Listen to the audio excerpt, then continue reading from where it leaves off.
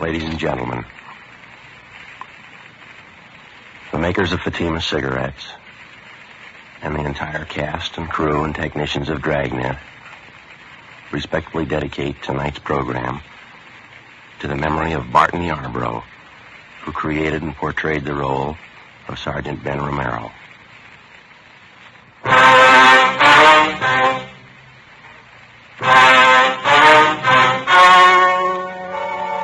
The story you are about to hear is true. The names have been changed to protect the innocent. Fatima Cigarettes. Best of all, king-size cigarettes brings you Dragnet.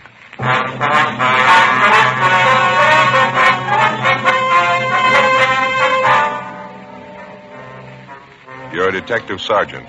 You're assigned a robbery detail. 2 convicts escaped from a nearby state penitentiary in the early morning. According to reports, they're heading for your city. They're both armed. They're both dangerous. Your job? Get them. Fatima, America's first, largest-selling blended cigarette. Now king size. See the difference. Taste the difference. Smoke the difference. And in Fatima, the difference is quality. Yes, you get all the advantages of extra length, plus Fatima quality, which no other king-size cigarette has. Fatima quality that gives you extra mildness, a much different, much better flavor and aroma. Definitely the best quality in its class, but the same price as the cigarette you're now smoking. So compare Fatima yourself today. When you see the difference, taste the difference, smoke the difference, you'll switch to Fatima. Because in Fatima, the difference is quality. Ask your dealer for Fatima in the bright, sunny yellow pack. Fatima, best of all king-size cigarettes.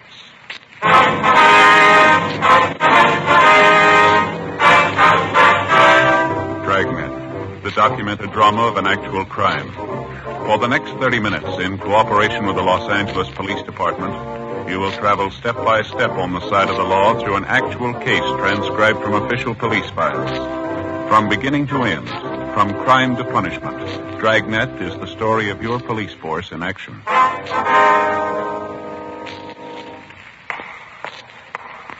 It was Saturday, April 24th. It was hot in Los Angeles. We were working the day watch out of robbery detail. My partner's Ben Romero. The boss is Captain Didion. My name's Friday. It was 5 minutes past 8 a.m. when I got to room 27A. Robbery detail. Morning, Joe. Hi, Crowley. How's it working out? Any more word on the escaped prisoner? Nothing this morning, no. Captain likes to see you, Joe. Okay. Ben check in yet? Nope. No. Getting a little late. Guess he was held up, huh? Captain wants to see you right away. Some bad news, Joe. Oh, what's the matter? Maybe it'd be better if he told you. Oh, all right. Oh, morning, Joe. Hi. Do you want to see me? Yeah, come on in. All right. Sit down. Yeah? Got some bad news, Joe. Real bad. What's the matter? I know how much it means. I wish I didn't have to be the one to tell you. Well, tell me what. Sorry, Joe. It's about Ben. Something's happened. Ben? Well, what do you mean? We were notified about it early this morning. I thought about calling you. Figured it'd be better if I told you in person. Well, what's the matter? Is Ben sick? He's dead, Joe. Ben's dead early this morning. What? Yeah, sorry. Heart attack happened a little after 6 o'clock this morning. No. Got out of bed, started dressing, go to work, went downstairs, put a pot of coffee on, make some toast. Wife heard him fall. She went downstairs and found him. Already dead. Went fast. Look, I don't get this. It couldn't be. Sorry, Joe. Means a lot to all of us. Yeah, well, I still don't get it. Ben didn't have any trouble with his heart. He never mentioned anything about it. Well, maybe that was the trouble. With his heart, all right. When his wife found him, she called the doctor and the fire department rescue squad. They worked over him for an hour. No use. And his wife called me. Enough to tear your heart out. I can't believe it. What'd she say? Well, she didn't break out. Too shocked to realize it, I guess. Sounded apologetic. She said, "I'm sorry, Captain. This is Mrs. Romero. Ben died this morning. I thought you ought to know. Ben's dead." Oh, that's terrible. It's a lousy shame. Kept saying the same thing over again. I'm sorry, Ben's dead. I thought you ought to know. Ben's dead. Yeah. Joe Whitehead and I went out there right away, tried to talk to her. Wasn't much use. Excuse me. I'm sorry. Yeah. You were with him a long time. Yeah. 11 years. The day I came on the job, they assigned me as his partner. You know, this is a tough one. It's hard to believe. Tougher on his wife. If it's all right with you, I'd like to go see her. All right. I wish I could give you the day off, Joe. I know what it means to you. The escaped convicts thing, I just can't spare you. Yeah, that's all right. I'd just soon work. I figure I ought to talk to Amy, though. Might help to take the edge off it for her, maybe. Sure. Go ahead. Joe? Yeah? I know what it is. I've been on the job 19 years. Lost 2 partners. Good cops. One of them was killed in the line of duty. The other one worked at his job until he dropped. It's the same thing, Joe. Yeah. In my book, they both rate medals. I left the office and went down in the elevator alone. I got in the car and I started over for Ben's place. I thought about what I was going to say to his wife. I thought about his little boy. I thought about Ben.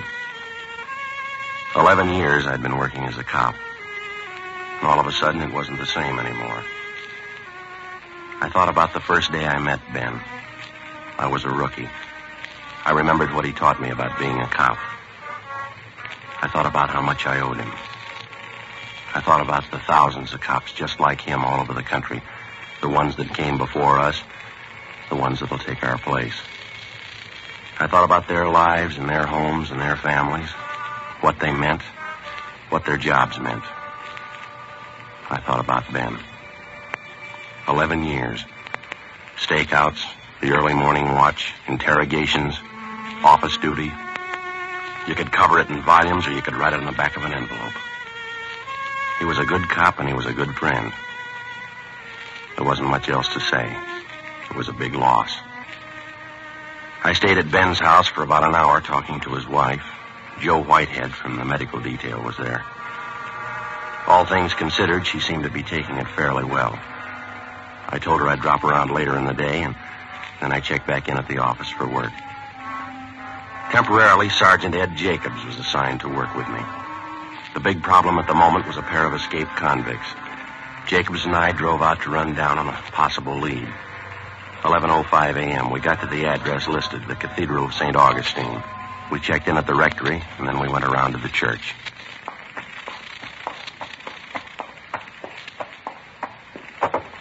Go ahead. Okay.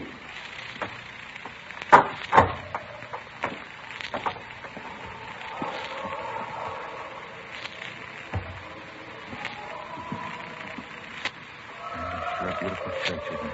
Yeah, a nice choir, isn't it? Wonder if they're holding services. No, choir's probably just practicing. You see the priest around anywhere, Ed? Oh, yeah, there's someone over by the side altar there. Looks like a padre. Yeah, come on. Easter hymns.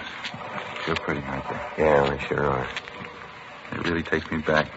You'd never believe it, Joe. What's that? I used to be a boy tenor. Excuse me, please. Yes? Are you Father Newman? Yes, that's right. Can I help you? Police officer's father. I see. This is my partner, Sergeant Jacobs. My name's Friday. Oh, thank you. Housekeeper over at the rectory told us we could find you here. I'd like to talk to you for a few minutes if you got the time, Father. Let's see. I have confessions starting at 3 o'clock. Leaves me about 10 minutes. What was it about, Sergeant? Well, we're inquiring about a Stanley Blair, Father. We understand that you knew him fairly well. Oh, yes, I do. Matter of fact, I read about him in the paper this morning. The trouble he's in. Is that what you wanted to talk about? Yes, sir, that's right. We're making a check of all his known friends, his relatives. Very unfortunate, isn't it? Did the newspapers have the story correct? Yes, sir, I'm afraid so. Hey, I wonder if we could step outside, Father. We could talk out there without disturbing anyone in church. Surely, Sergeant. This way, please. Thank you. Certainly a tragedy. I mean, happening at Easter time. I'll remember the boy in my mass tomorrow. Lord knows he can use some prayers. Yes, sir, I guess he can.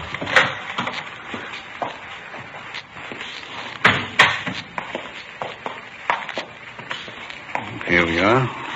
Bench there, if you care to sit down. No, sir, that's all right. The newspapers weren't too specific. How did he manage to escape the way he did? I always thought state penitentiaries were well guarded. Oh, apparently Blair was one of the trusted prisoners. It's a minimum security prison to begin with, Father. I see. I suppose Blair and the man he escaped with thought about it a good deal. According to the paper, it was well planned. When did they get away, last night? Oh, it was this morning. Prison officials figure about 2 a.m. They slugged a guard and went over the wall. Somehow the two of them got hold of a gun, held up a motorist on the highway and stole his car. That's the last report we had. Terrible. Do the police consider them dangerous? Well, they're armed, Father. Both of them were doing time for robbery. They've both used guns before. How about possible contacts he might have out of town, Father? Can you help us there at all? I'm afraid not, Sergeant. I think Stan knew some people in San Francisco. I don't know their names or addresses, though. I haven't any idea. And there's no special person or place that you know of that he'd be likely to go if he heads back for Los Angeles? No, none I can think of. You imagine he'd be likely to come back here? We're not sure. Last report we had seemed to indicate Blair and his partner were heading this way. Prison's only about 40 miles away. Could be there in the city now. I don't understand. I mean, with all the police looking for them, why would they come back here? They probably figure they can find cover a lot easier than they could in some of the small towns. Sergeant. Yeah, Father. Do you think they'll have trouble taking Stan? I mean, can they take him alive? Well, we'll try our best to make it that way. It's like I told you, Father. He's got a gun. If he's cornered, there's a good chance he might try to shoot his way out. It gets discouraging sometimes. I try to help them. I pray for them. Young thieves. I only hope they're all as lucky as he was. How's that, sir? The grotto back there in the garden. Figure of a man in it. Oh, yeah. It's a statue of Bismarck. It's one of the luckiest men who ever lived. I like to tell fellas like Stan about him. I don't think I understand, Father. You know the story of the crucifixion, the two men who were crucified with Christ. They were both thieves. Mm-hmm. A few minutes before he died, one of the thieves turned to Christ on the cross, confessed his crimes, asked our Lord to remember him. Christ told him, "This day you'll be with me in paradise." The man's name was Disma. We like to call him the good thief. Oh, yeah. Uh-huh. I told Stan about it right here in this courtyard. He should have remembered it. Yeah, I guess so. I told him you never give up hope. You can make the grade in the last 5 minutes of your life. Stan ought to know better. He ought to remember. Sir? The good thief. He made it with a prayer, not with a gun in his hand.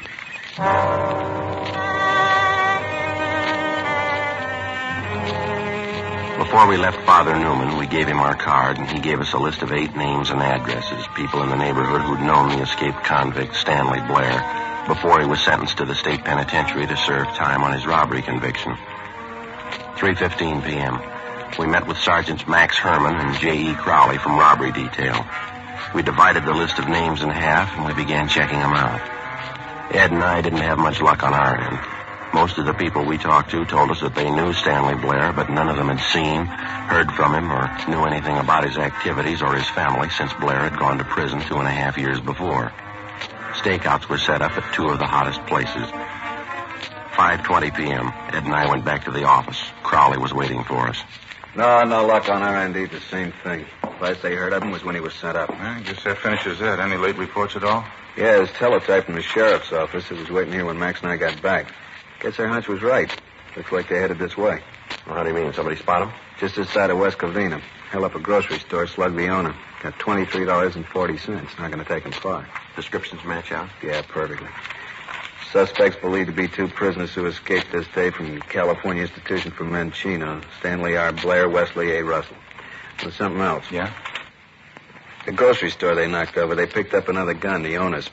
Description and serial numbers on it here. Got 20 rounds of ammunition, too. Supplementary APB's already out on it. How about a car? They switch over? Yeah, we don't know about it. Apparently they're still using the Buick coupe they took from that motorist this morning. No reports on it, though. It's a queer one. You'd think somebody'd spot it. They got the highway patrol working this? Highway patrol, sheriff's office, our department, everybody you can name. By the way, you had R&I pull their mugshots, didn't you? Yeah, both of them, Blair and Russell. They're running off the duplicates now. 500 of them should be about ready. Pretty good shots? Mm-hmm. Stand-up mugs, fairly recent. They were made the last time we had the 2 of them through here. How about that other list of their friends and relatives we pulled from their packages? Young and McCaleb were checking them out, weren't they? Probably still are. No word from them yet. How do you size it to them, Joe, Blair and Russell? I don't know. It's a tough combination. Russell's older. He's got the experience. Blair's younger. He's got the nerve. Any way you figure it, it's not going to be easy. Guns and the ammunition they grabbed, they ain't going to help much either. I guess the roadblocks are up, huh? Highway Patrol take care of that? Yeah, all set working now. All our special details have been alerted. Airports, bus depots, train terminals, just about everything covered. Robbery crawling. Yeah, Mike, how is it? Uh-huh. You'll stay on it, huh? Right. See you later. But Caleb, he and Young are still checking on friends of Russell, some of the places he hung out. Any luck? Nothing yet. Either one of you see the captain on the way in? No, he said he'd be over at the sheriff's office, didn't he? Hot shot. I'll get it. Yeah. What is it? Clothing store out on North Fig, 211 and Slugging. They're sure moving fast. Same? You got it, Blair and Russell. 5:55 p.m. A supplementary broadcast and an all-points bulletin were gotten out immediately on the two escaped convicts.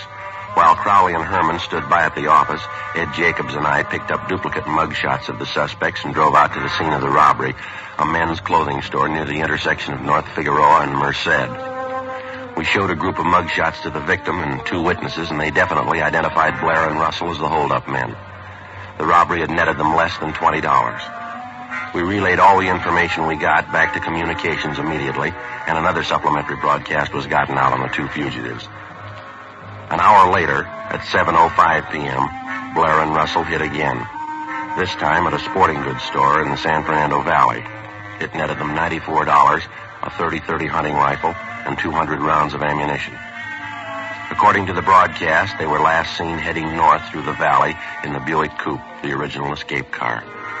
7:38 p.m., Ed Jacobs and I got a call to return to our station. We went back to the city hall.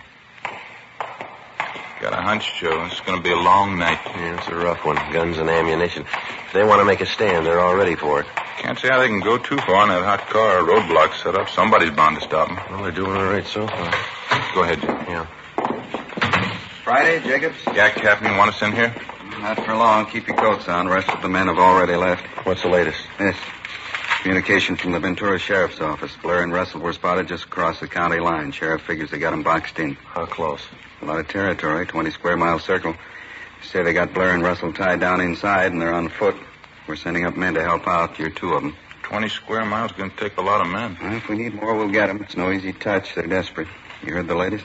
No, what's that? Last place they hit in the valley, they served notice they're not going to be taken alive, either one of them. Well, that's good sales talk. What do they got to back it up? 3 guns and a load of ammunition. If we want to take them alive, they swear it'll cost us 10 men. They'll kill 5 cops apiece. You any ideas? Yeah. Let's make liars out of them.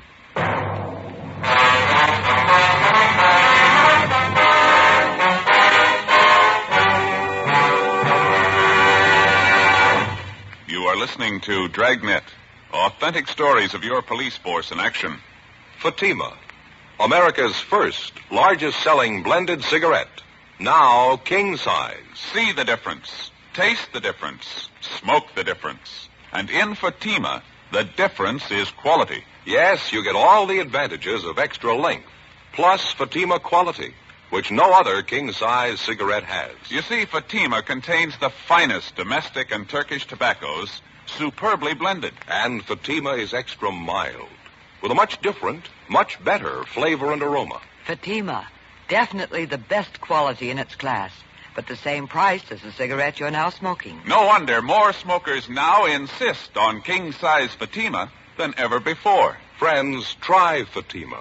Buy several packs. Compare them over the last weekend of the old year. We're convinced you'll start the new year with Fatima. Yes, when you see the difference, taste the difference, smoke the difference, you'll switch to Fatima. Because in Fatima, the difference is quality. Buy Fatima. Best of all, king-size cigarettes.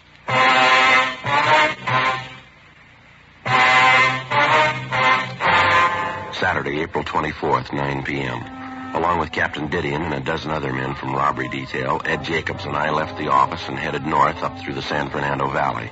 The area where the 2 escaped convicts were reportedly surrounded was just on the outskirts of Ventura County line. On the way out, we stopped for a minute and I phoned Ben's house. His wife had been given a sedative and she was resting. Her folks were with her. 10:15 p.m.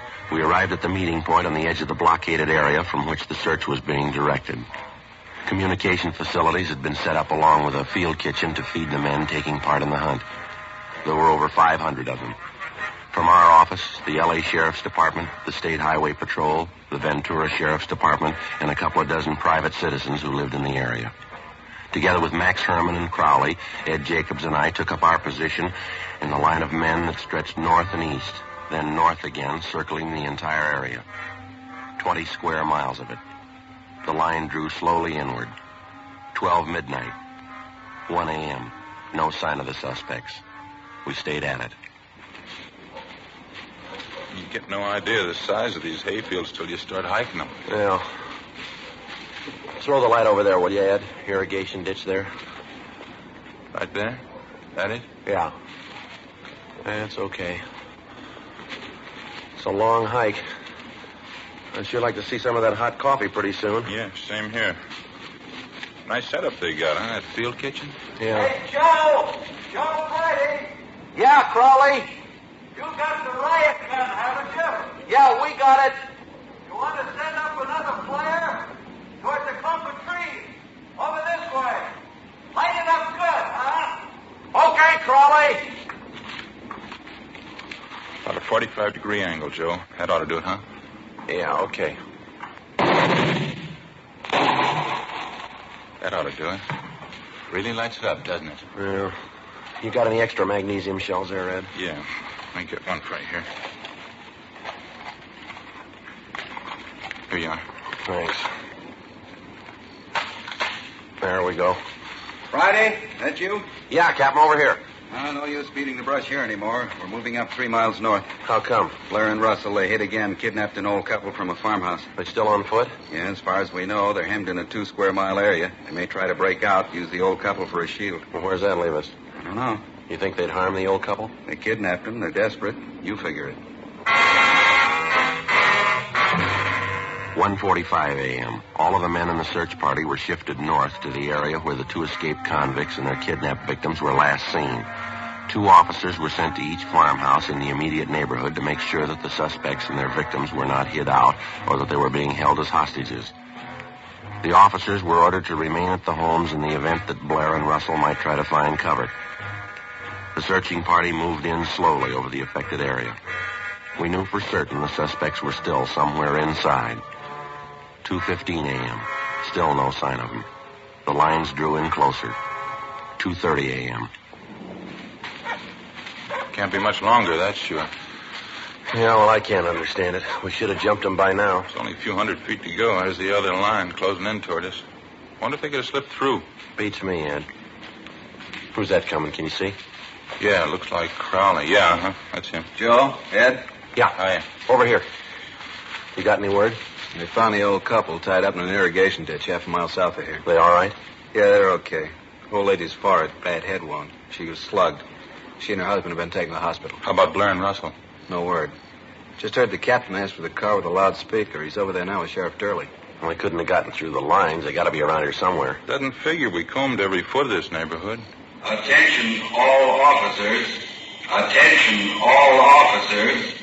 This is Captain Didion. Return to your posts immediately. The search has been canceled. The search has been canceled.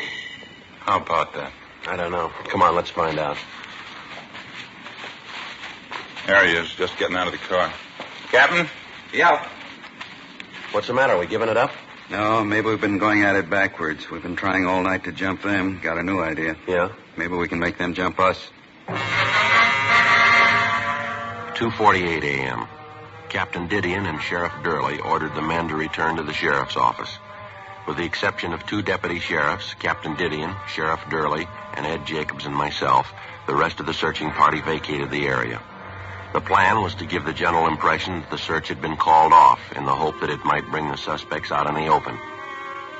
Because of the darkness and the early morning fog settling over the terrain, we knew that the odds were all against us. Captain Didion and Sheriff Durley decided instead to try and lure Blair and Russell from wherever they were hiding out. Each of the small farmhouses in the immediate neighborhood, 8 of them in all, were already under surveillance.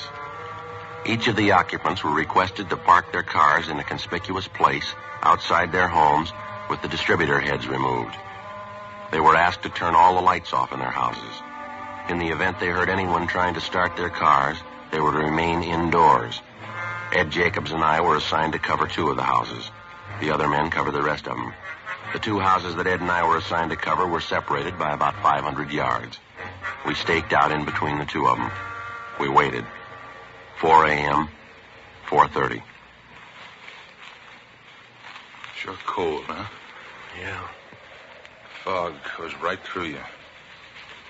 We're going to be getting light pretty soon. Oh, Joe, I just remembered. Yeah, what's that? Easter morning.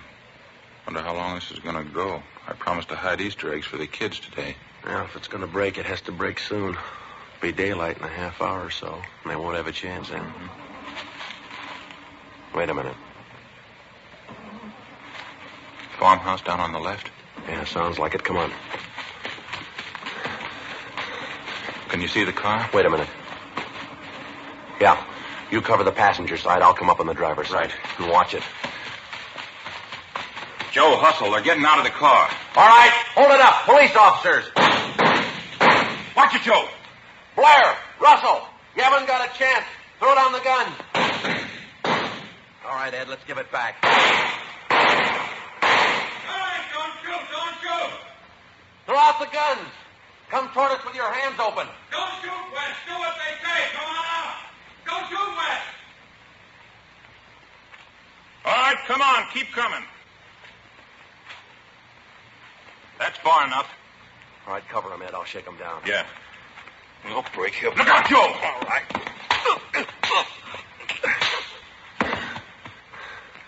You want to throw the cuffs on him? Yeah, right. I'll go get the car. You want to keep him covered, Ben?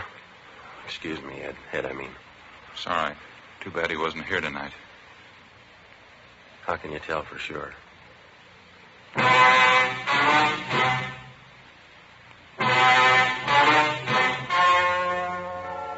The story you have just heard was true.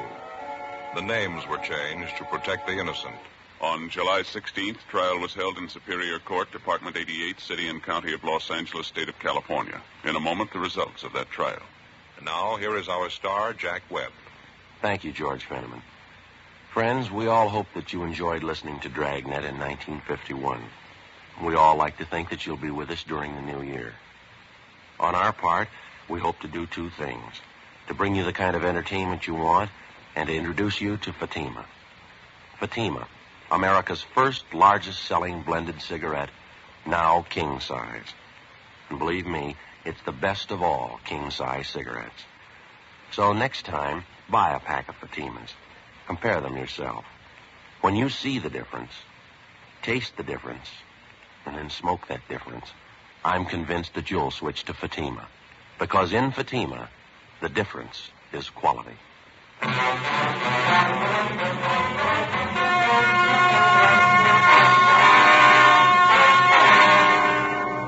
Stanley Blair and Wesley Russell were tried and convicted on 3 counts of first-degree robbery and 1 count of kidnapping. They received sentences as prescribed by law. First-degree robbery is punishable by imprisonment from 5 years to life. Kidnapping is punishable by imprisonment for not less than 1 nor more than 20 years.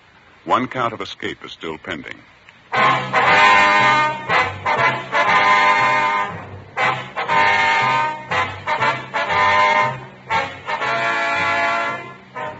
You have just heard Dragnet, a series of authentic cases from official files. Technical advice comes from the Office of Chief of Police W.H. Parker, Los Angeles Police Department. Heard tonight were Barney Phillips and Vic Perrin. Script by Jim Moser. Music by Walter Schumann. Hal Gibney speaking. Fatima Cigarettes. Best of all, king-size cigarettes has brought you Dragnet.